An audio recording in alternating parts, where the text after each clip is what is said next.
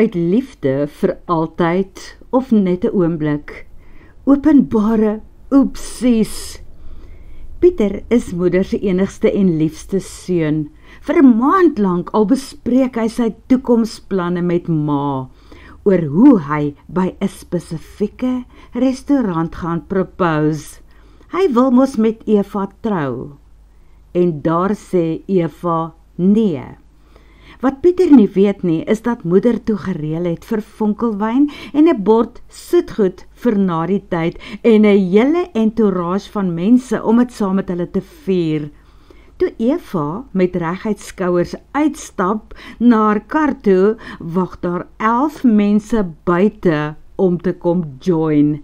En almal wens die aanstaande bruid geluk en klap hande. Hulle skiet nog 'n bottel vonkelwyn se prop wat hy daar trek. Eva het net hande opgegooi en hassepad gekies en binne in die restaurant sit Pieter toe onder die tafel, want hy weet nie waar anders om te gaan wegkruip nie. Maar dit het ook al andersom gebeur. Gary, wat Leandi uitvra na haar restaurant, want hy voel dat hulle na dese liefs elkeen sy eie paadjie moet loop. Hy beplan om vir 2 jaar in Holland te gaan woon en werk, sonder haar. En Leandi glo hy gaan propose, verloof raak en voorstel dat hulle saam intrek. Trou binnekort. Sy het al klaar die voorlopige gevolg gekies.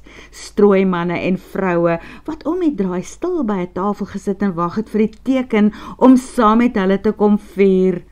Leandi se ontsteltenis oor Gary se separation voorstel het gemaak dat hy by die restaurant se kombuis gaan uitglip het. Toe die strooimanne en vroue omstap, sit Leandi alleen by die tafel en huil. Maar dit is waar die hoofstrooiman glo sy gap gesien het. Hy het nog altyd vir haar gevoel. En Leandi het na die tyd gesê, as dit nie vir Gary was nie, sou sy maklik vir strooiman 1 kon val. Na 'n 3de glasie vonkelwyn is hy toe op sy knieë af voor Leandi.